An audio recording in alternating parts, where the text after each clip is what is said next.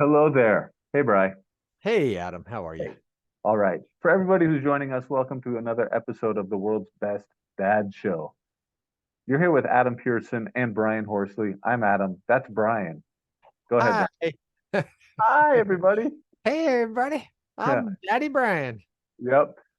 This show is brought to you by the chocolate company that we own, Fortunato Chocolate. If you like really delicious chocolate, why not check out www.fortunatochocolate.com. Brian, you want to add any thoughts to that?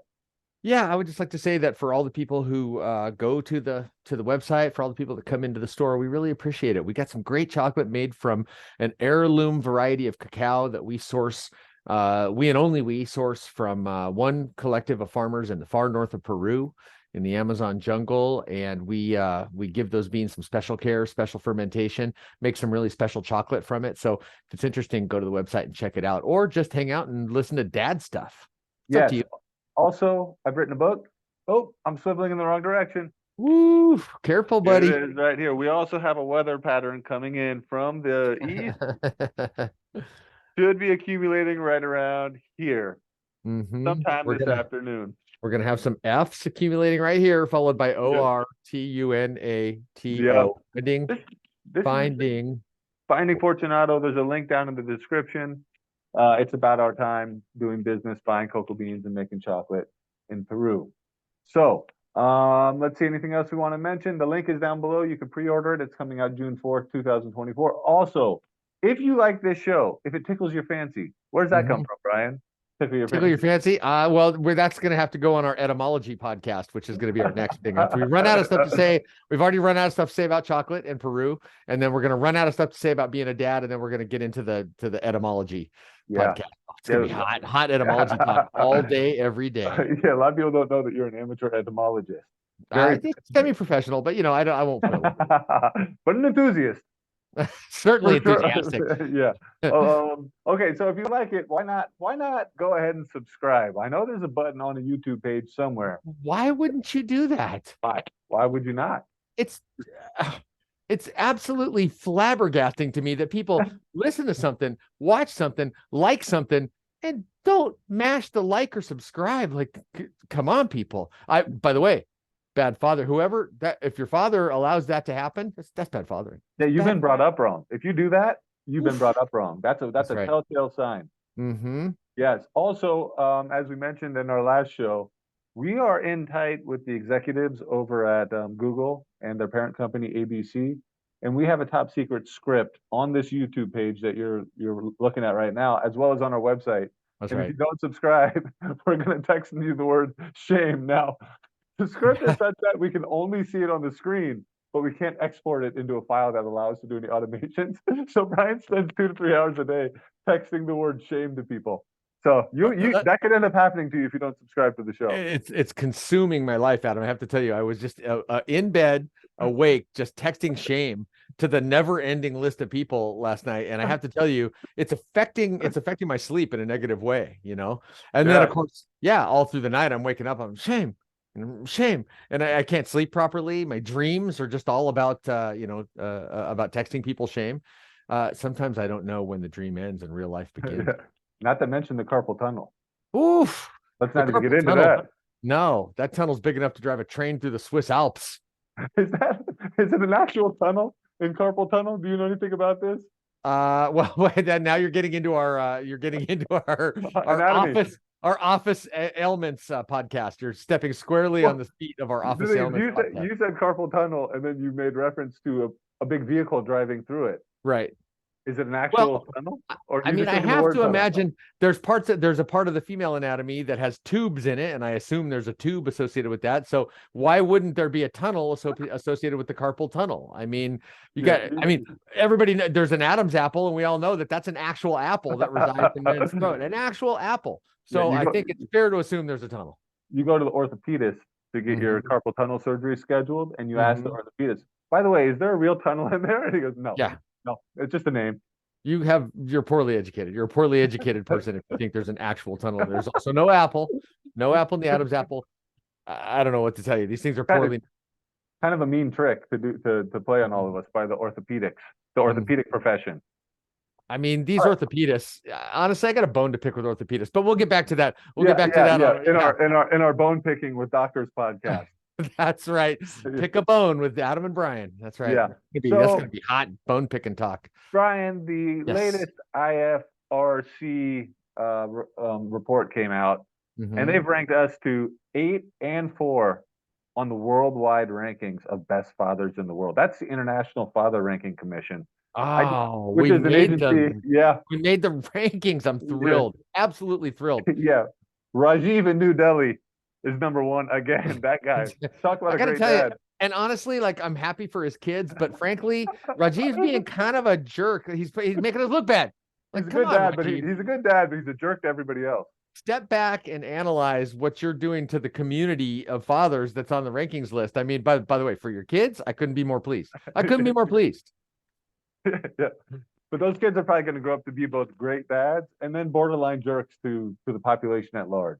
It's a little bit psychopathic when you feel this compulsion to show up your fellow. I mean, are we competing with or competing against Rajiv? That's the question I have for you, Adam. I personally feel like we're competing with, but honestly, I get the feeling Rajiv feels like he's competing against us. He's pushing us away. So Rajiv, if you're watching the podcast, first subscribe and mash the like button. Otherwise, what kind of a person? I don't care if your name's Rajiv or Paul or Mahmoud or Brian, Steve. It could be anything. Mash the like button. I mean, come on. Subscribe.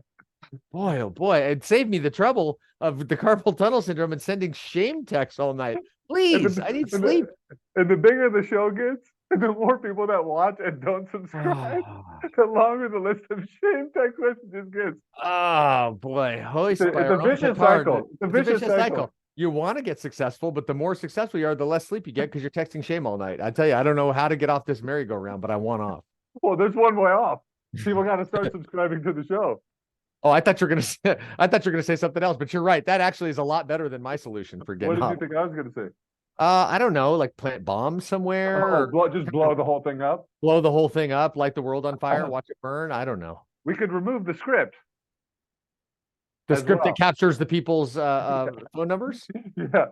I mean, if I could do that, I'd also unsubscribe from, one of the 14 subscription television things that I have every month. It's draining my savings account, but I don't know how to do that. I certainly can't turn the script off. No one answers. And then when you call, they hit you with some kind of a special offer that reels you right back in. And that's kind of where Google and YouTube and ABC have us too.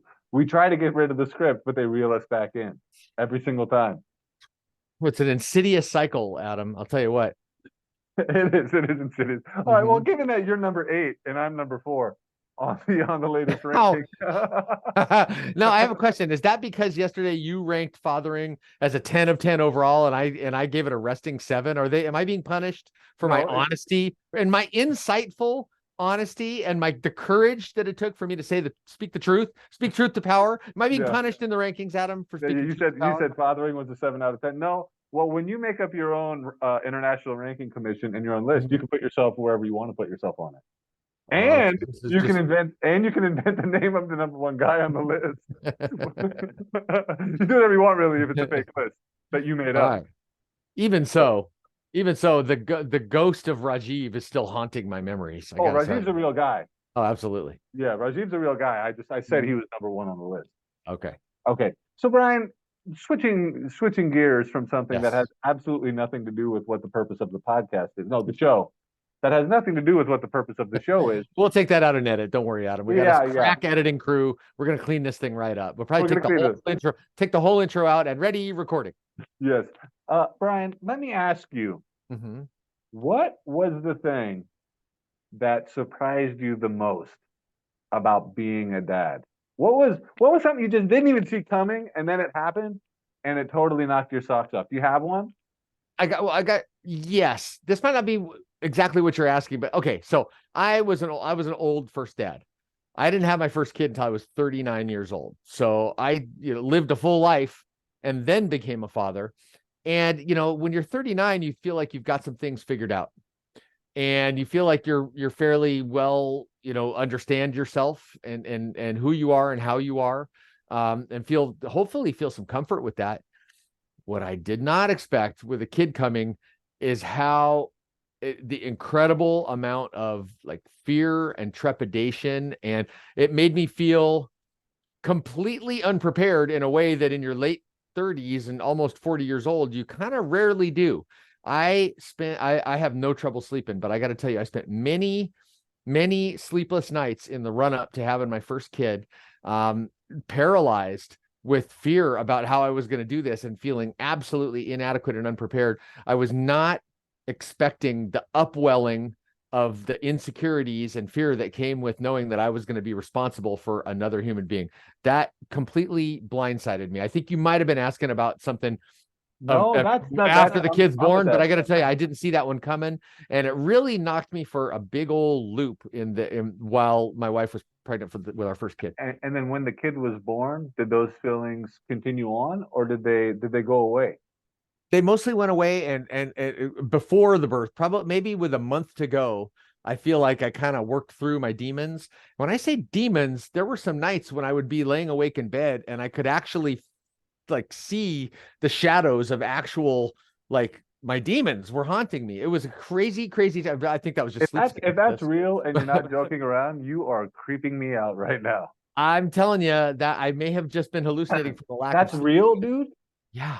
Dude, Yeah, you yeah. were really scared. I was really working through some stuff when that happened, but with about a month to go, I started to feel a little bit more like ready. Maybe it's just because I'm a tactile guy, a doer, more than a thinker, and the act of just getting a room ready and just doing the stuff and reading the books, and of course, part of the thing too was that I was living. I was not in the United States when this happened. I was in Cajamarca, Peru, in a little apartment.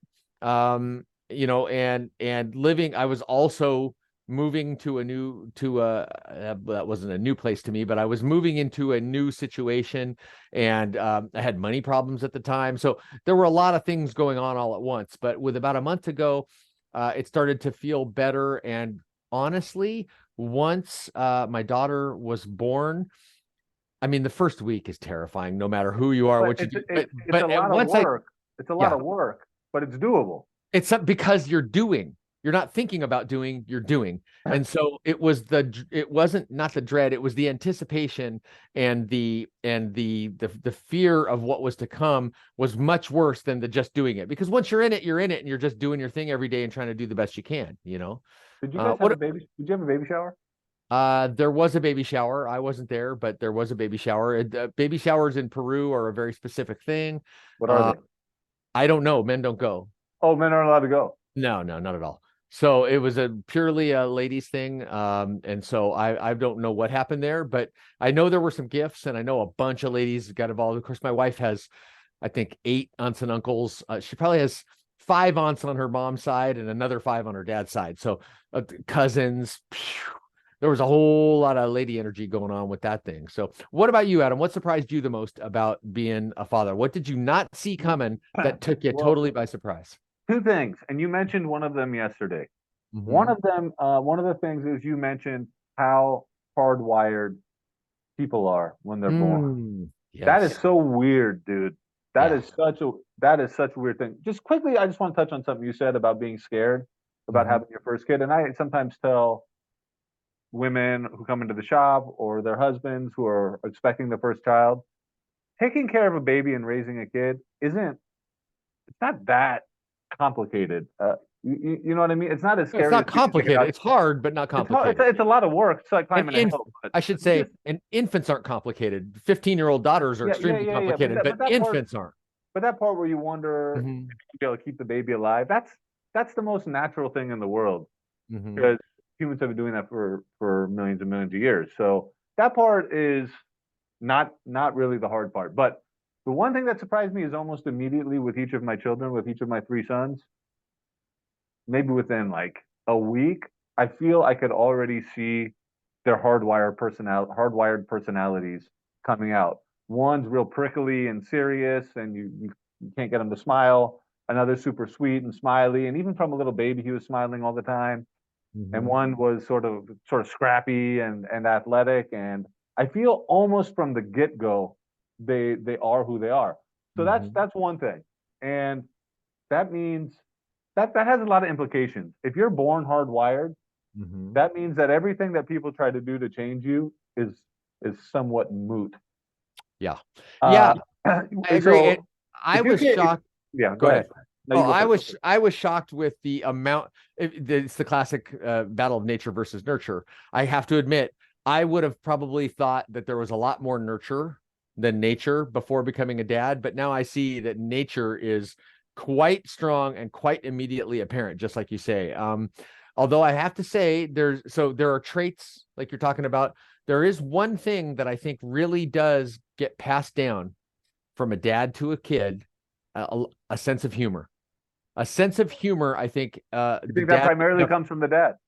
In my family, it does. I can't speak for other families, but in That other doesn't- families, that doesn't say much about your wife, bro. You gotta be careful. in other families, I know. It's a similar dynamic. I think that is one area where a dad has a lot more influence than in a lot of the basic aspects of personality.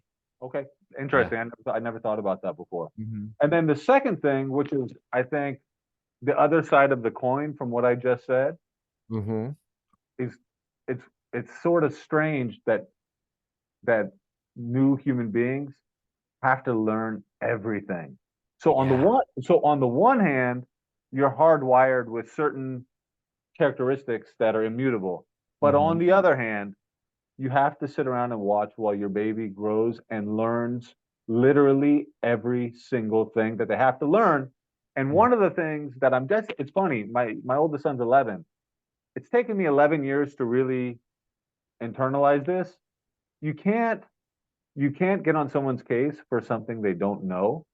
But when you're an adult, But most dads will try. yeah, well, you do, and it's unfair because there's a lot of values that a person develops over the course of their life, and by the time they're an adult, they have deeply ingrained beliefs and habits, and they're so deeply ingrained that I think we all have a tendency to assume that they are in everybody and that your kids should already have them, but you have to develop them in your kids.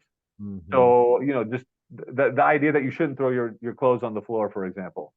Well, humans are biologically hardwired to be lazy because it helps our bodies conserve energy. So you have to inculcate your kid with the idea that it's nice to have a clean room. That's not already there. It took us decades to learn that for ourselves. And so you start yelling at your kid, like, come on, man, get it together. How come you don't have any pride? Or just something. That's what a dad might say to a son. I'm just picturing a caveman way back in the days walking. He's like, every time I come into the cave, there's loincloths all scattered around the place, clubs scattered around the place, bones of the animals that we scavenged or hunted laying around the place. Can we please pick up this stuff? Bones go over there, loincloths go back in your part of the cave. I've been out hunting all day and I have to come home, and this is what I can come home to. I gotta pick up your club. There's a rock by the front of the cave that we set. It's the club rock. We set the clubs on it. Can everybody please get their clubs? Is it a round rock by the front of the cave? Is it a round rock? Adam, everybody's club rock is different, but the point is that's where the clubs go. If it's a round rock, the clubs would roll off the side of the rock. You could put the head of the club on the floor and then lean the handle up against the club rock. I mean, I'd probably go with the tree trunk, flat on top, then you set the clubs on top of it. I'm fine with that as long as they're all in one place every day. And then what's worse than, okay, it's time to go hunt. Where's my club? I don't know. Now you're looking around for the club. You're like, I never lose my club. Well, you always lose it because you're laying it around all the time. Anyhow, I digress. You're right. Yeah. A lot of things have to be taught though, and picking up is one of them. When you were a kid, were you neat or sloppy? Oh, sloppy. I was the worst, dude. You probably remember this. Once when I was cleaning out my closet, me and mom found a baby possum in my closet underneath a huge pile of clothing. And we were scared of it. Or dead, I can't remember. It was alive. It was a baby possum. By the way, there was more than one possum incident, so I'm not sure. This is a possum incident. We had a cat door in that house. I hadn't cleaned my room for a really long time. The possum snuck into our house, found a dark and damp and funky place to set up shop underneath a huge mountain of clothes. Because instead of putting my clothes away, I was just throwing them in the closet. Yeah. And finally, one day, mom was at the end of her rope and she said, "That's it. We're cleaning all these clothes up." And when we got to the bottom, there was a baby possum down there. So that was me when I was 10. I had a change of heart. I had a philosophical awakening. And now I'm neat and I really take cleanliness and seriously. And I assume that my kids should be the same way.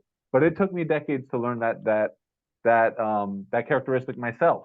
And so let me ask you this. This is something that plagues all dads. Are you trying to teach them the value and the method of neatness, or are you more just sort of griping and yelling at them when they're not neat to your standard? So and this goes back to what I was surprised about. It should have been the most obvious thing in the world, Yeah. but I was surprised that there aren't these universal ethics and preferences that we're born with. That's not how it works. I just would assume that you would want to have a clean room. Right. But unless you teach people the value of a clean room and also how keeping a neat environment and paying attention to details feeds over into other parts of your life, unless you teach them the reason behind that, for them, having a clean room is the same as having a dirty room. They don't see the benefit. Like, who cares? It doesn't even matter to them. Yeah, it's hard to show the benefit. And even when you try to show the sanction. So at one point, my daughter, her room got, just like right before she was becoming a teenager, her room got so bad, despite us constantly telling her to clean it up, that I said, all right, I'm gonna like shame her into cleaning the room. I went in, I took everything off the floor, just like it was a front loader, just scooping stuff up, put it all on her bed. And I thought there was a heaping mound of clothes and trash and schoolwork and all this stuff just on her bed. And I thought, now she's going to see. Now she's going to understand. Walked in and went, slept underneath the pile. And she's like, oh, you know what? A rubble pile makes a great blanket. She could not have cared less. Could not have cared less. Actually, I think with teenagers and kids, the shame comes from their peer group more than their parents. Yeah. I remember, man, and we'll wrap it up after this, unless you have one more story you want to tell. I remember being maybe in fourth grade, and just to show you what kind of a ratty kid, I would never let my kids get away with this, but I was showering like once a week when I was in fourth grade. I thought that was normal. I just showered on Sundays. That's your next book right there. Shower on Sundays. And I'm out on the playground, and me and a bunch of dudes, we all start talking about our bathing schedule. And someone say, hey, Adam, how often do you take a shower? I said, once a week. I'm like, once a week, dude? Disgusting. I said, what do you mean? He said, dude, we shower. One guy says, I shower every other day. And the other guy says, I shower every single day. You're showering once a week? That is outrageous. You're nasty. And then I started showering every day. So, kids, maybe from age, I think your kids stop really looking up to you and respecting you like they did when they were little, maybe when they're 10 or something. I'd say 10. Okay. 10's about the age. Yeah. Don't you think? You got a 9-year-old. Is he still? I have a 9-year-old. He's still no, he's on the cusp, but he's still on the right side of the ledger. But yeah, my daughter, who's about to turn 16. Yeah. 10 was when it all started. So yeah, like 10 through the rest of their life. I think the opinions of their friends matter way more than your opinion, and you really can't even shame them anymore. So there may be a time in their 30s or 40s when they swing back around. Yeah, I wonder about that. We'll find out. So I don't think shame works. I hardly think yelling even works that good now. I mean, learned it kind of late, but you really got to be a patient teacher and try to explain the benefits, because shaming and yelling seem to have like very, very little impact from my experience. All right, bro. Just a funky. You have a lot of experience. Lot of experience, huh? Yeah. Well, come on, dude. You're dad. You telling me you never done very much yelling? Well, I don't have 3 boys. I'm guessing the necessity of yelling and I mean, there's a lot more high energy hijinks going on at your house than mine. And again, man, the yelling was based on this thing that I had to learn, which was mostly exasperation. Yes. Not really even that I'm so mad or angry or anything like that. It's mostly just like, come on, what? No. You put slime inside those couch cushions, and then I sit down and it's sticking to my pants and it stains my pants. Come on. But they don't know. You would think don't know. They're not supposed to, but they don't know. If you're 5, you don't know you're not supposed to do that. All right, next episode, exasperation, the exasperation files. Dude, it's going to just be 25 minutes of this. What? Nah, how could you even think that was a good idea? Get over here. Come on. Yeah. Subtitle, I'm taking another walk to check the mail. Yeah. Oh, we need coffee. I'll go to the store. Yeah, I'll go to the store. Anybody need anything? I'm out. Yeah, I remember before I had kids, I used to see this dude at Blockbuster back when we had Blockbusters. And he would be in there like every Friday for an hour. And I asked him one day, like, hey, how come you're always here? He said, I got 4 kids, man. He would just go to Blockbuster and hang out and talk to people for an hour and a half every Friday. And I didn't understand it then, but I kind of understand it now. Yeah. All right. Any parting words, Brian? Yeah. Be good dads. Be good dads. Be good. Mhm. All Okay. right. Don't forget to like and subscribe if you like and want to subscribe and don't want to get shame text messages from Brian. That's right. Please, please, on my behalf, please. Yeah, the carpal Please, tunnel's please do killing that. him. All right, Yes. everybody. Have a good one. We'll talk to you later. Thank you. Thank you.